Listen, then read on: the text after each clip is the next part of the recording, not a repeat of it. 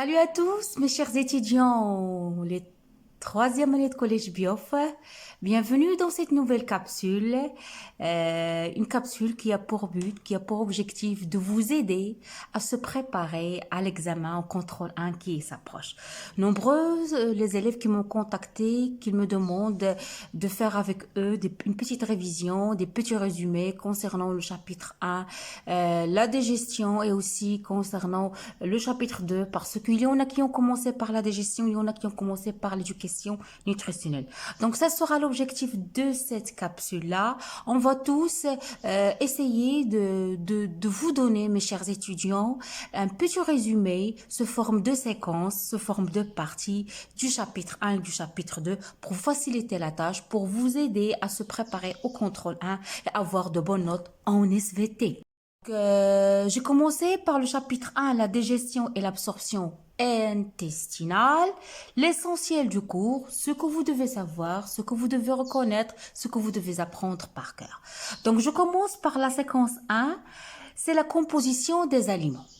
Mes chers étudiants en troisième année de collège, comme vous le savez, pour satisfaire à ses besoins alimentaires, l'homme, il se nourrit. Il se nourrit d'aliments d'origine animale, viande, œufs, poissons et d'aliments d'origine végétale, pain, fruits, salades. Donc, ces aliments, ils seront consommés, ils vont subir tout un tas de transformations le long de notre tube digestif. Donc, aujourd'hui, vous devez connaître qu'il existe deux types d'aliments. On distingue deux types d'aliments. Effectivement, mes chers étudiants, on distingue deux types d'aliments. Les aliments composés, al-ardiya al-murakkaba, et les aliments simples, al-ardiya al-basita. Donc, qu'est-ce qu'un aliment composé? Qu'est-ce qu'un aliment simple? Je vais commencer par les aliments simples. Un aliment simple, mes chers étudiants, ce sont des aliments qui sont formés d'un seul type de molécules. Ils sont formés d'un seul type de molécules, par exemple les glucides, les sucres, les lipides, les protéines, les sels minéraux et les vitamines. Donc, retenez mes chers étudiants, les aliments simples, ce sont des aliments qui sont formés d'un seul type de molécules, à savoir les glucides, les protéines, les lipides, l'eau, les sels minéraux et les vitamines. هذا هو غذاء بسيط. نمر الآن إلى غذاء مركب. Qu'est-ce qu'un aliment composé?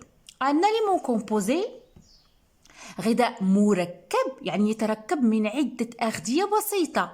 Il est constitué, il est composé de plusieurs, comme vous voyez, molécules. Il est constitué de plusieurs molécules de nature chimique différente. Par exemple, les lipides et les protéines. Donc, je vais détailler.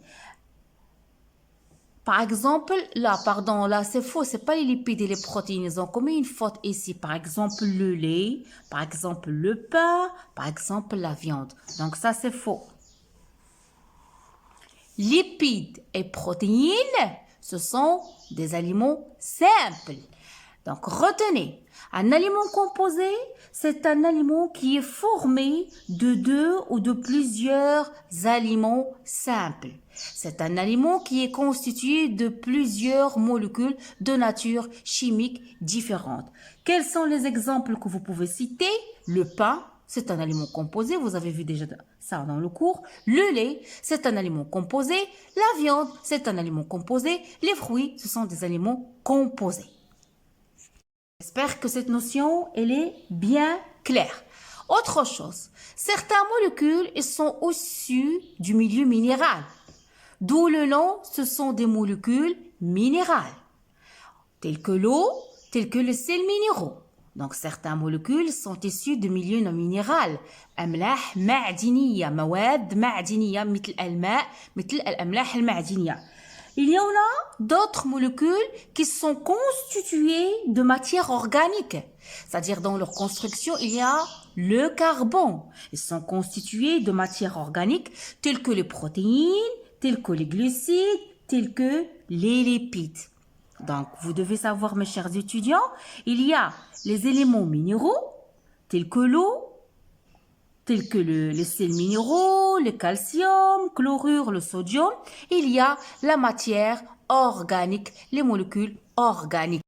Pour mettre en évidence la composition des aliments, donc pour mettre en évidence la présence d'un aliment simple, c'est-à-dire on va prendre un aliment composé, on veut mettre en évidence l'existence d'un aliment simple qui se trouve dedans. Qu'est-ce qu'on utilise? On utilise des substances chimiques. On utilise des réactifs. نستعمل كواشف. Des réactifs chimiques spécifiques. Par exemple, la liqueur de feeling, il va nous permettre la mise en évidence des sucres réducteurs, سكر مختزل.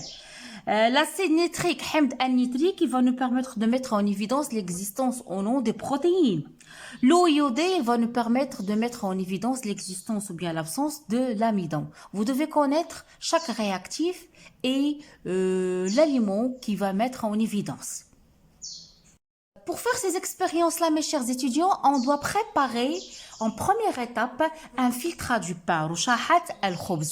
Donc voilà, on va prendre un pain trempé dans l'eau distillée, puis on va utiliser un entonnoir, dedans il y a un papier filtre, on va filtrer ce pain trempé dans l'eau distillée, on va obtenir à la fin le filtrage de pain, نحصل على رشاحة الخبز. Ok?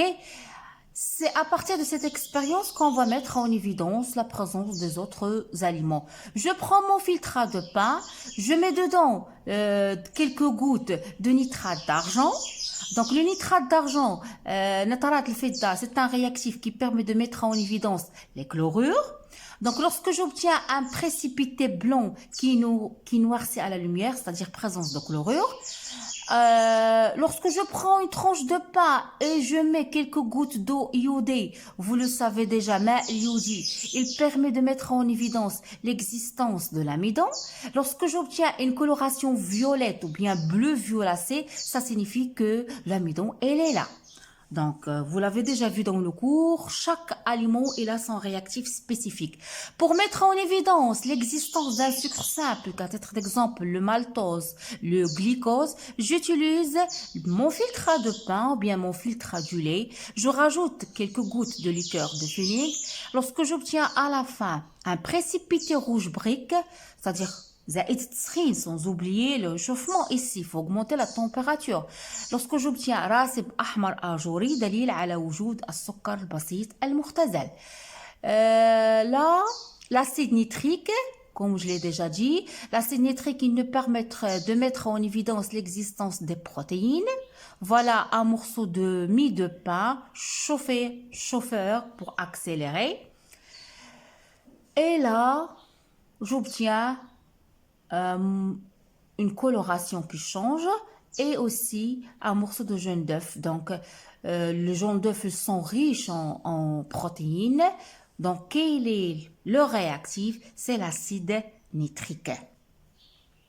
Chauffer notre aliment, notre filtre d'aliment.